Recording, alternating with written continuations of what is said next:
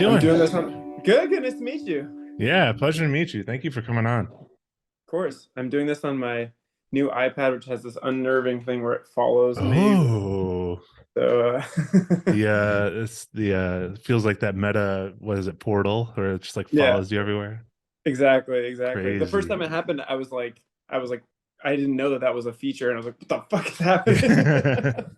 I feel Anyway, like too if you're like a mover when you talk, like it's like it's yeah, back and I know, forth. I know, I know. It's chaos. Anyway, yeah, nice to Uh, meet you, though. It's always fun to get an excuse to talk basketball with, especially with a fellow musician.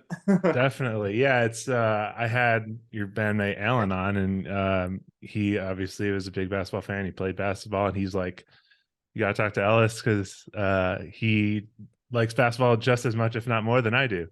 Yeah, I used to when we met, we were both like really serious players, and then he went on to a very illustrious career at NYU. Scored Hmm. I think he made both of his free throws that he that Yeah, he that he that's what he shot. Yeah, said. Yeah, yeah, yeah.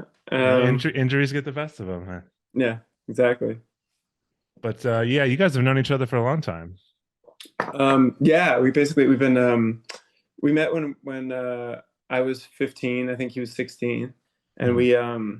we basically we were at like Berkeley summer camp Right. for nerds. I'm sure he told you maybe some of that. And but basically I remember him casually dropping into a conversation that he could dunk, and I was like, "Or?" Yeah, and we started connected. talking. Yeah, and then I think like one of our first hangs was at like a recruiting camp, like Eastern Invitational, Hmm. thing. And he came up to Massachusetts to come do that because it was in Boston. And yeah, he was more of like a solid point guard, like Hmm. took charges, really good distributor, um, like very coach's son energy, Yeah. with how he played. And I was like, no defense, like never took a charge in my life. I would run out as soon as there was a rebound to try to get like a breakaway, Yeah, So that was my game. yeah. Awesome. We'll definitely talk some more hoops, but I like to start with some music, especially Yeah. because you have a new album that came out not too long ago. Yeah. Yeah. Solo album called False We Hope. Yeah. But before we talk about that, I one thing I like to start with everyone is what are you listening to? What am I listening to? I'm listening to the thing I was just listening to on the way over here is do you know Fatoumata Diawara? Have you come across her at all? Do She's not. a she's a Malian singer. I did some arrangements for her a couple months ago. Um and I was doing the arrangements. I was like, this music is amazing. It's Yeah. so cool. She's done a bunch of stuff with Gorillas and Disclosure and some like Oh, sort of okay. that's sort of been the more like Western kind of stuff that she's done. Outrageous voice. And she's like, when I talked to her about her songs, she's like, there's songs about really difficult things. Like some of them are about like, yeah, like really intense personal experiences and some political stuff, that she's gone through. Mhm. But she was like, so I make the songs really happy and really enjoyable, and then you listen to the lyrics and you realize that they're really intense, and then so you have two feelings about it. And I was like, you are thinking very clearly about your artwork. Like Yes. that is like, Yes. yeah. And there's all her songs are just like such jams. She's playing at Brooklyn Bowl, I think next week. So I was Oh, just kind of cool. like Yeah, listening to some of that. I love when you find a lot of music that's it just sounds like so happy, but then you really listen, you're like, wait a minute, this is heavy. Like, have you Yeah, yeah. listened to the new album by the Beths? Like that one is very No, also not yet. there's Really?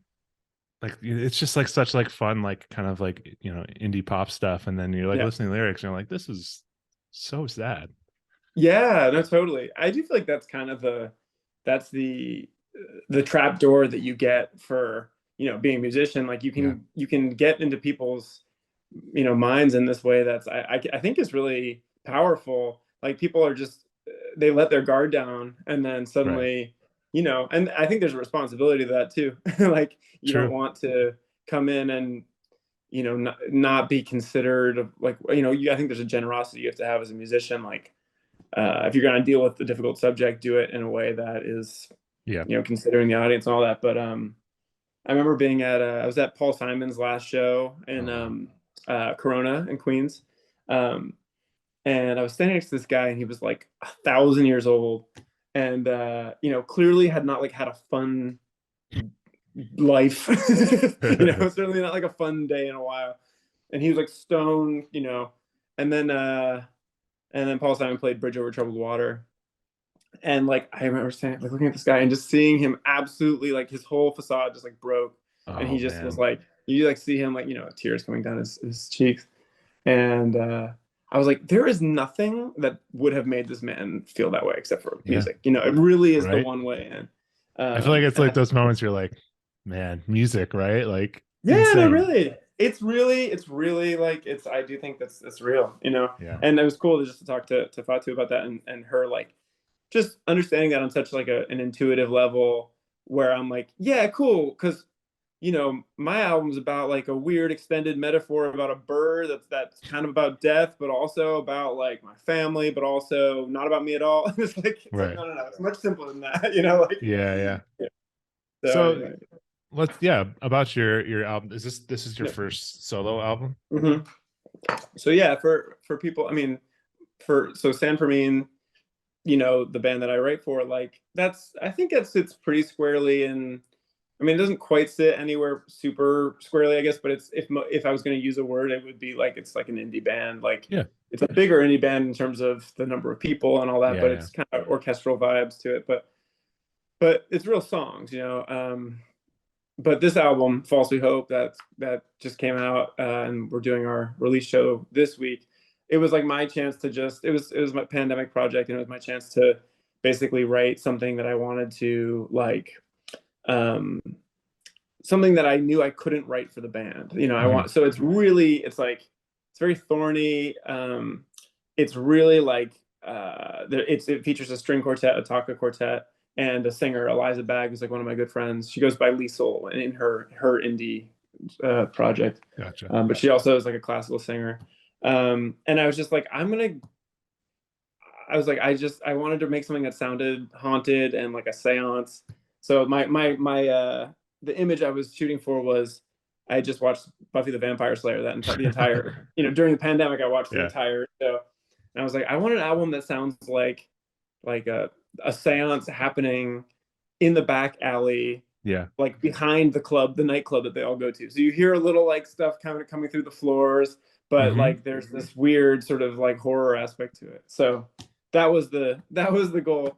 And then the idea also was maybe if I can write that album, then the next San Fermin album I write, I can just write, songs rather than Right, like right. so kind of everything in its right place. Well, I feel mission accomplished because when I was listening to it, I'm like, man, it's so like spooky. It's like it's like Edward Allan Poe, like Yeah, like yeah, yeah. that's the total vibe, and it's honestly That's it the puts you in reference. like a Victorian mindset almost. Yeah, yeah. I was doing an interview about it, with an opera singer who was, she was asking me questions, and she was like, "I listened to this on the plane when there was turbulence, and I would not recommend it." Yeah.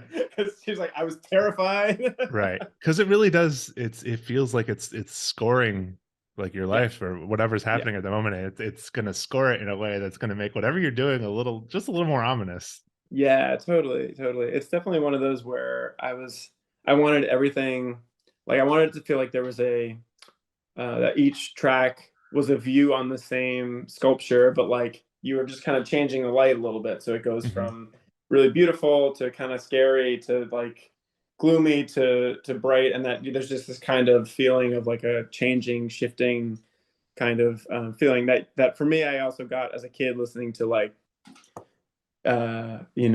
like fairy tales and stories, like where Yeah. you go from feeling awe and joy to terror like in like a drop of a hat. So that was Yeah. kind of the goal for that piece. Very nice. Yeah, it definitely comes across. And you have like this, I'd say you have quite like a classical like background Mm-hmm. musically, Yeah, right? yeah. How do you balance like that and San Fermin? Like I guess really how did you really get into San Fermin? Like I always had two parallel lives kind of in that way. So I basically, when I was a kid, and this actually kind of goes with the basketball thing too. mhm, I like the way I presented myself to my friends was like I was a basketball guy, and I really that was my identity all the way through high school. Like that was me. But I was like sort of secretly taking classical piano lessons the entire time, and playing Rachmaninoff and knuckle bustery kind of things. And then I had this other parallel thing where I played in bands. So like my freshman sophomore year in high school, I played in a metal band that turned out to be a Christian rock band. I did not know that it was.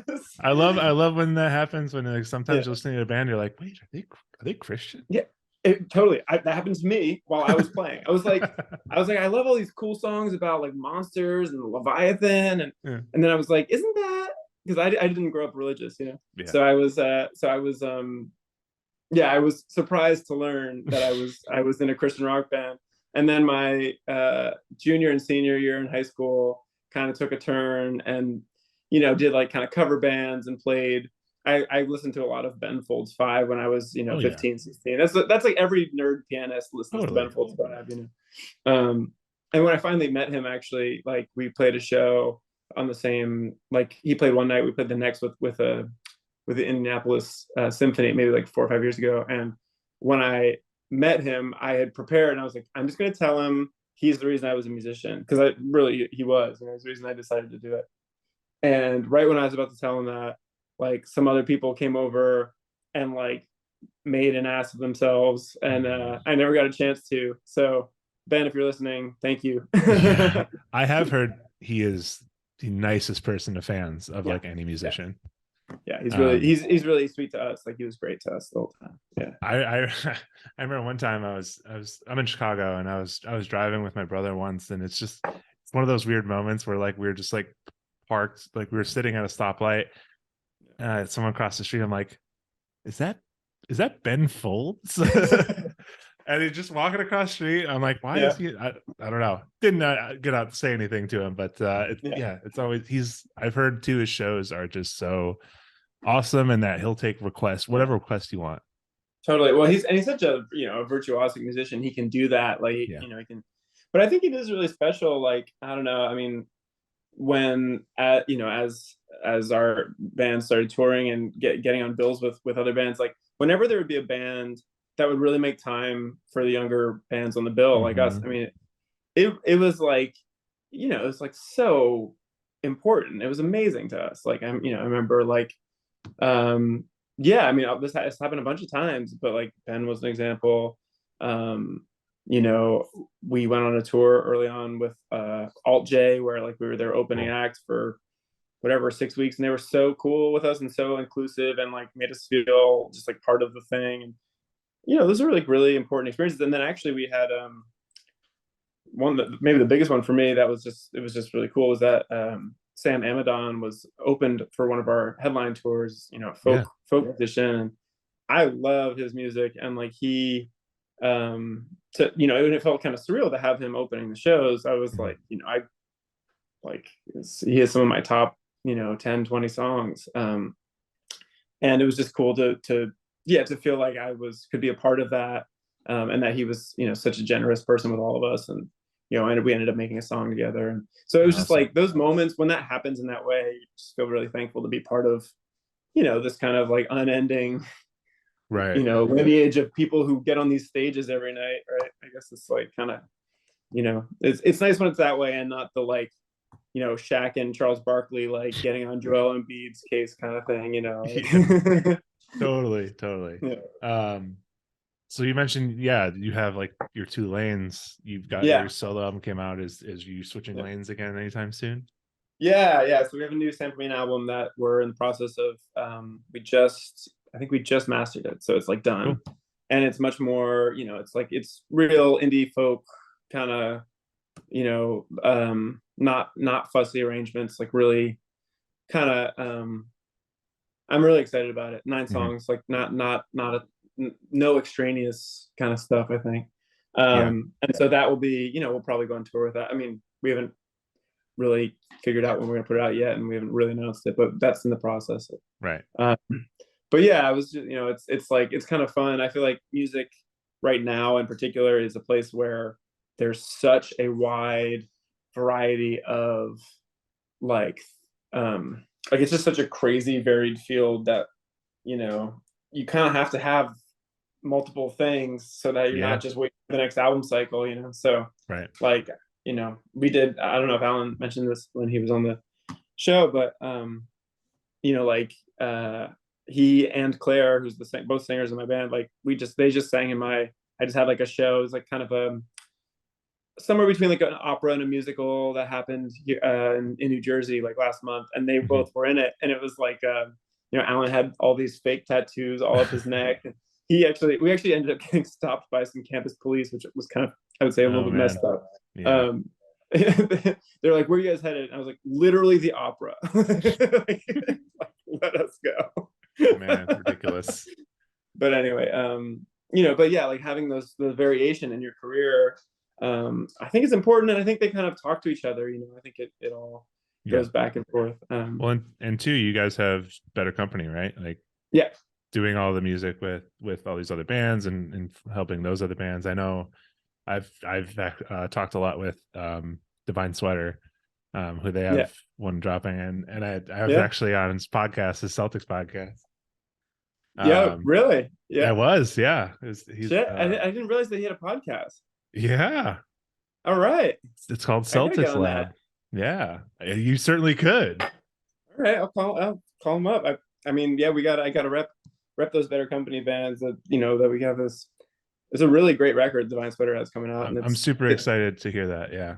yeah, it's fun to Um, be on that side of the table a little bit too, like right.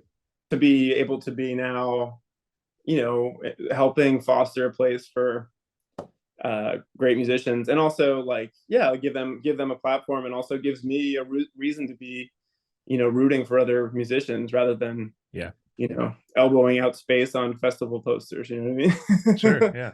Yeah, That's a great way to look at it. Yeah. yeah, So yeah, you have your two lanes, but you also, I guess, you kind of have your third lane of basketball, right? Like, yeah. True. um, growing up, where were you at? You said you were like pretty competitive at basketball. Like you were in Yeah, circuits and stuff. yeah, yeah. I played on an AAU team, the Rhode Island Hawks, which was really stacked. The year ahead of us actually was they were maybe even better team, and their best player was Joe Mazzulla, who's now the coach of Celtics. Wow. So like he was around, you know, which was pretty cool. And then on our team, I think everyone except for maybe one or two other guys ended up on pretty good Division I teams. Mhm. One guy went D2, and then I was recruited at a pretty consistent. Like I was recruited by some Ivies, and then by you know, some a fair amount of D3 places. But Sure. I kind of I lost steam on it right around the time that I would have had to really double down. Like Yeah. one of the things that was kind of on the table was, oh, like should you go do a post grad year at Northfield Mount Herman or one of these kind of like prep places to, Hmm. you know, really solidify your stock as like a Division I person? Because I was, you know, I was a tweener. I was 6'2", not particularly like not a great outside shooter, like streaky outside shooter, good athlete, like good like Hmm. slasher, you know, above the rim kind of player, but I couldn't really, yeah, like I would have sat the bench at any of these Ivy League places unless I really like put a lot Right. of work in. So I ended up basically, yeah, just ended up playing club in college, which I always felt a little bit sad about that I had, you know, Mhm. didn't really like explore it to the fullest. Like, but you Yeah. know, I just wasn't headed towards a professional career. So It feels like you get to a point where you have to commit one way or another because yeah, yeah, to to be truly successful in something, you really have to devote so much time to it. So, yeah, yeah, yeah, yeah. um, And I think that the college experience for like a lot of the guys, especially if it was going to be at a place like, you know, Brown or wherever, like it's like you don't get to do, even at the Ivies, like you don't get to do the thing, the college mhm, experience. You're just going to practice. So right, I think it would have really changed my experience on the music scene for sure. got it. Alan mentioned, playing against some guys like Gerald Henderson. Are there any future NBA players that you played against? Yeah, yeah, we had a few. I used to play every year. I'd play maybe 2 times against Phil Pressey, who was Okay, a Celtics player for a while. yeah, Um, and then trying to think who ended up actually in the league. We had we definitely played against some guys who ended up in the league for sure. And in a lot of those tournaments, like I remember I was at a tournament where the game after us was it was Derrick Rose, Eric Gordon, Kevin Love, like it was just Brandon Jennings. It was like this, it was absolutely stacked. You know, they were turned out went to the championship. We did not, but but yeah, I think the best player I mean, in terms of the person who took it the farthest, it would have been someone like Phil Pressey or Alex Oriaki played for BABC. I think he ended up maybe sniffing some two-way contracts or something like that. I don't know exactly know what ended up. And then there's a guy from my hometown, crazy enough, because we had this I was from a really small town, Berkeley, Massachusetts. He was 5 years older than me, Tony Gaffney, who did end up on the Celtics roster for a little bit. And then he played in Israel for a long time. And he was kind of like a hero for everyone who grew up in that area, you know, and he took our little public school. He took them to I think it was the Final Four maybe of the Massachusetts like final, and right. It was championships, like, whatever. Yeah, it was amazing. You know, he was averaging like, I think he was averaging over 10 blocks, like 11 or 12 blocks. He was like a 6'6", kind of athlete. Yeah, it was fun. But I think Alan ended up playing against better guys in high school because he was in the like real prep sort of circuit there, you know. Yeah. We must be really close in age because I think I mentioned to Alan as well that Derrick Rose, like, you know, when I was in high school, I didn't play at that point in high school anymore, but I had a lot of friends who were on the team, and because we're in Chicago area, we don't often play the city teams frequently, but they did for like a summer league game. They played against Simeon where Derrick Rose is playing, and just that dude is just like so fast. It's so insane. Didn't go well for the home team. no, not quite. He played like 10 minutes and put up like not even, he played like 5 minutes and put up like 15 points. Like crazy. Yeah, totally. There was like, I think that was when I started realizing I'd go to some of those AU, like the Vegas tournament, and you'd be like, man, the difference between where I'm at and where these guys at, it's just, it was, the game that game I was describing with all those stars in it, the best player on the court was this guy, Renardo Sidney, who ended up at Louisville. He was younger. He was like 2 years younger, and he absolutely destroyed. Like, I think he really outplayed Kevin Love in that game. Wow. And everyone was like, Renardo Sidney, he's the next #1 pick. That's what people were talking about. He was 15 or something. And then I think he's, whatever, it didn't work out. He ended up at Louisville. He played there for a year, like flamed out. Makes you realize just how much attrition there is and how how difficult it really is to get to the finish line, even if you're, hoop dream style, I guess, even if you're working with really great talents, hard. Yeah, I feel like stuff changes year to year. Like it's so fast, and like there's plenty of people you remember who are like top high school recruits who are like, what happened? Just go, even I've seen a lot of stuff. The guy Mikey Williams, who's like, he's kind of gone down the rankings, right? Like he's been, I feel like, a high school prospect for what feels like 7 years. Totally, yeah. But now I saw he got like arrested for like, I don't know if it was arrested, but he had some like stuff with like gun charges or something, which is like, he's supposed to go to Memphis, right? But he might not. Is that and then there was talk for a while too. He's like, maybe I'll go to HBCU, maybe I'll do that route, but like, it really has felt like a long time. I can't believe he's still in high school. Like crazy. Yeah, that is wild. Do you still play at all? A little bit. Thanks to touring, I've had some real back problems, which is maybe a common refrain. I don't know, but maybe 2015, maybe 3 years into touring, two or 3 years into touring, I was like, started to like be like, I don't really want to move this, keyboard case in. And I started feeling funny, and ended up taking me like, a while to work through it, a lot of problems. But I've been playing, every now and then, kind of casually. I have a friend who's a filmmaker who's like a 6'6". He came to the game late. He's like 6'6", like, who does he play like? It's like kind of a, post game kind of like pass out of the post guy, and so the two of us will go, and he's a good friend of mine, so we'll go play like half court every couple weeks. That's my play style too. I'm 6'5". Oh yeah, all right, there you go. Yeah, you just kind of park in the middle, do the Jokic thing. People are gonna try, just because you're big, people are gonna try and go after the ball, and then you pass it back out. It's great. Yeah there's a real totally, exactly, there's a real like I mean, not to get dark on the podcast, but there's a sadness to be like, fuck, I remember when I could do this, you know? And then like you want to tell people like, no, no, no, I was good. Right, right. But they don't know it Did, cares. Everyone was good. Yeah. did you were you dunking at your peak? Oh yeah, I was a very good like jumper. Okay. I was You said you were also slasher, so I yeah. assume. I also was I think I came in third in high jump in my Damn. for the state. So I was like that was kind of my thing. So I did have some like postery kind of moments. Yeah. But I was not I was a 1-footed jumper. So I had it was all like either the two ways I would get dunks would be fast break, Yeah. kick out, or we had this one play called X on my AAU team, which was basically throw the ball into we had this big guy Ben Kranka who was like he's like a 6'9". He ended up playing at Vermont. And he'd come up to the high post, or our other big guy, Alberto, would come up. And then basically the point guard would cross. He'd fake the handoff one way, and then I would cross. He'd give the handoff the other way. So sometimes you could catch teams, and I could get like a dunk off of that. So that was Yeah, that was like I would just sit around waiting for that play, just like jumping yeah. up and down. At one point, my dad said, "You have to stop when they call that play. You just start jumping up and down, and it's clear what's going on. You have to like calm." Yeah. Right, right. It's amazing. So you grew up a Celtics fan, yeah? Yeah, I was a big.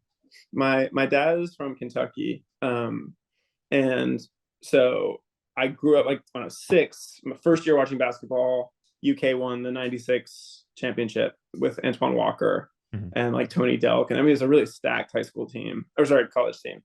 And then Walker and Ron Mercer and Walter McCarty from that team all ended up on the Celtics. So it was like a very natural transition. So I grew up 45 minutes south of Boston. Right. So I was like, shit, okay, great. This is perfect. It's like the guys that I just, and so that got me into it. And then they had Rondo, whatever, maybe 4 or 5 years later. Mm-hmm. And I was a real diehard fan all the way through, basically through college. And then when Danny Ainge came on, I mean, he obviously, he won them that championship with the Kevin Garnett trade and all that, but he was so, he had no compunction about trading these guys. And then once they traded Rondo, I was like, he was my favorite player, Rondo, because I was like the guys who were a little like two in their heads, who like couldn't quite get out of their own way. And once he traded Rondo, I kind of was like, okay, now I think I'm just, and now I mostly I watch a ton of games, but I mostly kind of root for the guys that I watch the UK. And then, I would prefer the Celtics win, but I don't have like that much of a connection to Tatum and Brown or anything like that. Interesting. That's you don't often see someone who like is like I'm done rooting for this team.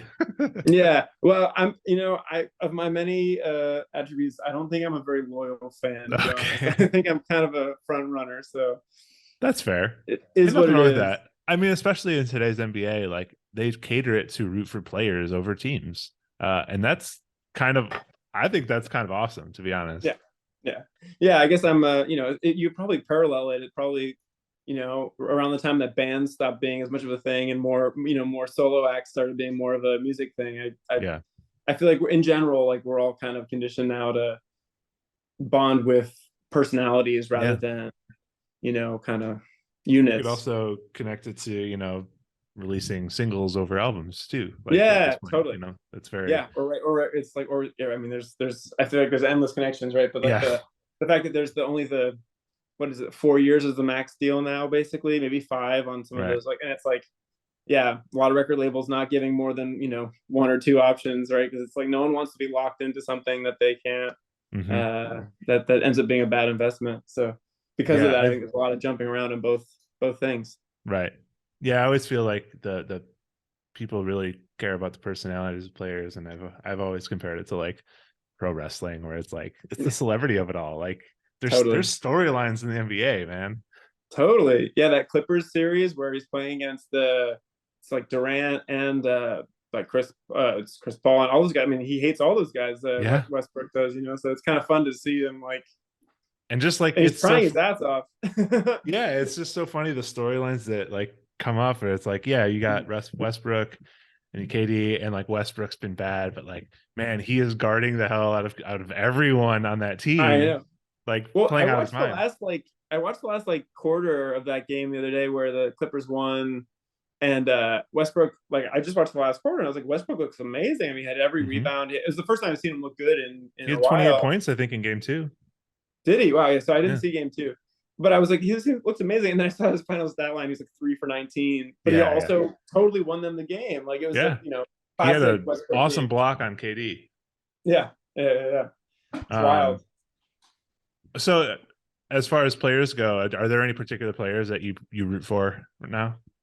Yeah, totally. I mean, so my favorite player all time was Rondo, I think, and he's basically out of the league now. But it was fun to watch him do the one more playoff Rondo with the Lakers. That was fun.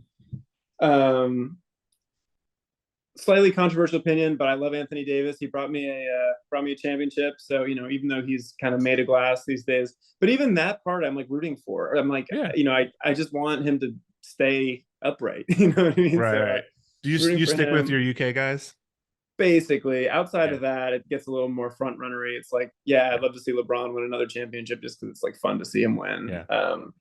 Or like I'm trying to think like people whose games I really. A lot of people love just love to watch Ja. Like he's just like fun to watch. Exactly. Yeah, dudes like that. Yeah, Ja's like amazing to watch. Yeah. But someone like Ja is like a player who I would never totally bond with unless he was like a UK guy, because it's like he's got all the tools. He's just so good. It's like hard to find a way in. I mean, I guess LeBron and you say obviously the same thing, but often the guys that I really liked were dudes who had some very obvious flaw. Antoine Walker was my early favorite, UK, where it's like, this guy cannot shoot, but will he stop shooting? No. And I guess somehow I kind of like that he like couldn't compute that he just.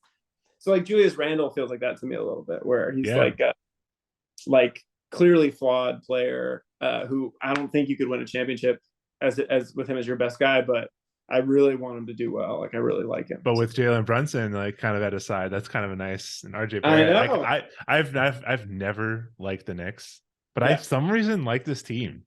I don't know why. They're likable. Also, I feel like the fact that they're all playing for Thibodeau, who you just imagine they're like, the experience must be so bad. Like he seems like such a dick and such a hard. As a Bulls fan, I understand this. Yeah, exactly. So I feel bad for them all.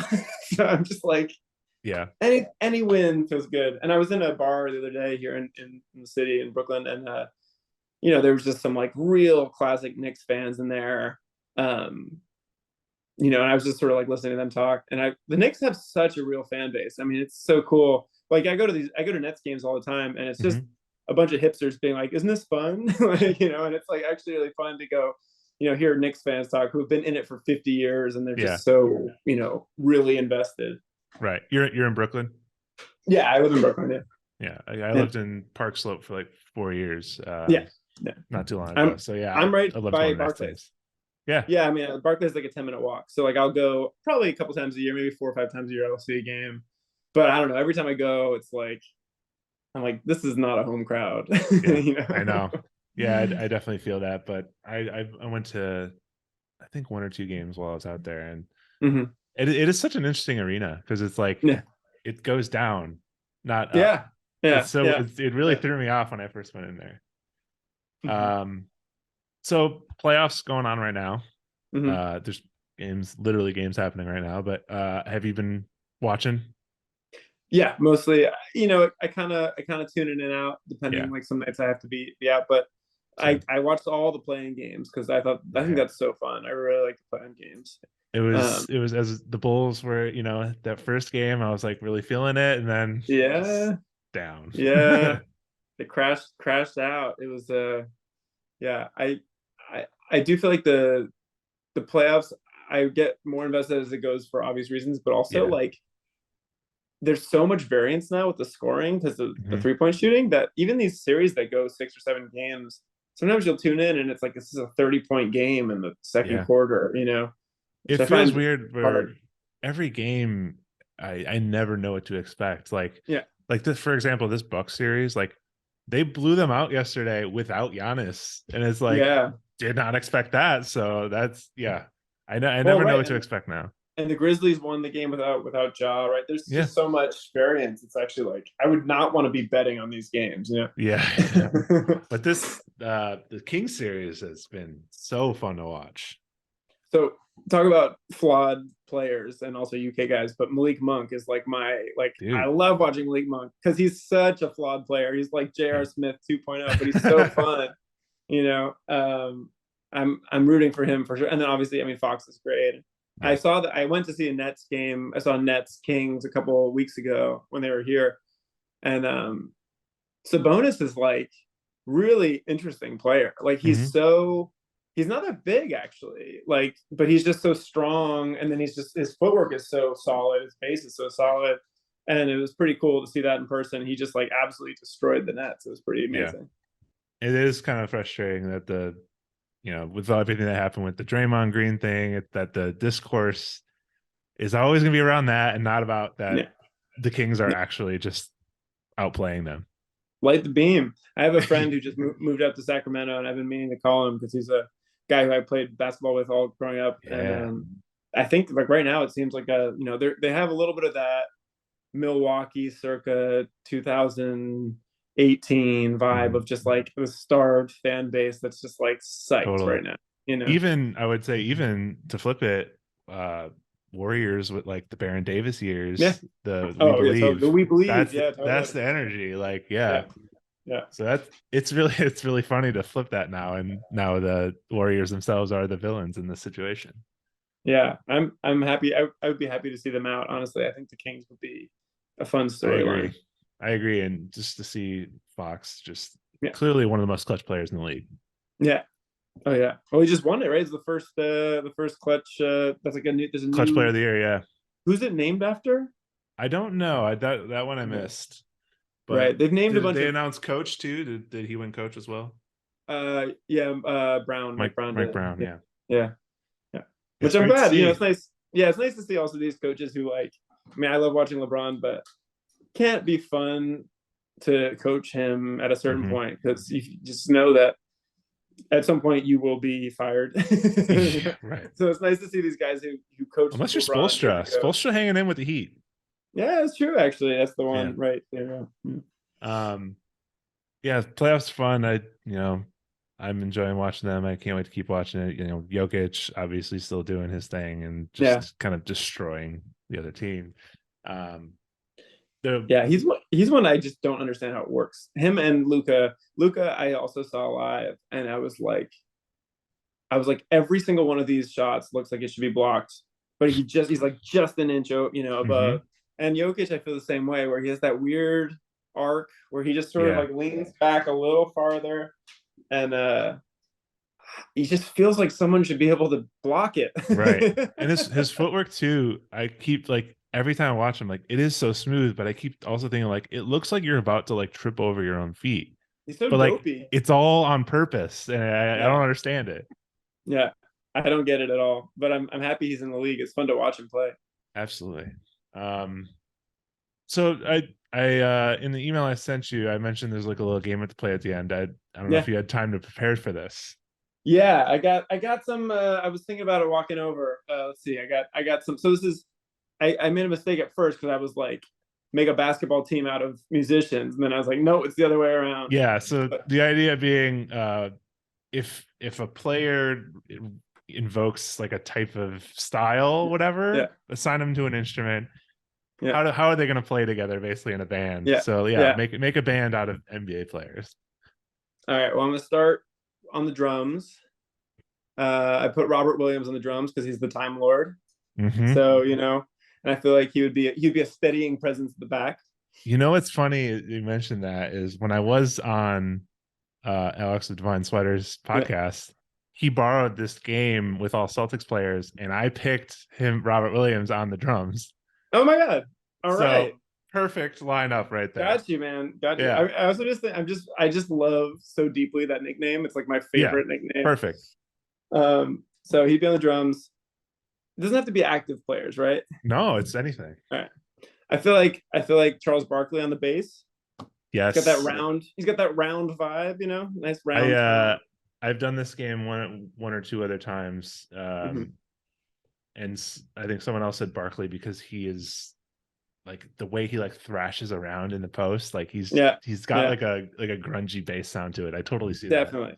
Yeah. And also he's got I feel like power forwards are bassists, you know. There's like Yeah, this is they're important, but like they're not super flashy even when they're stars, you know. I feel like I've also previously picked Patrick Ewing on bass because Yeah, he okay. wears the wristbands, and the wristbands are such a bassist move. Yeah, yeah, totally. And also he does I feel like he kind of does the like Yeah. chicken head a little bit, you know. Let's see. Put my guy Rajon Rondo on keys and music director, so he'd be the band director. You know, I feel like he'd Very be a nice. dick to work for, but he'd be really exacting and good. And Yeah. he's definitely a piano player. That guy, like that's his like mind for sure.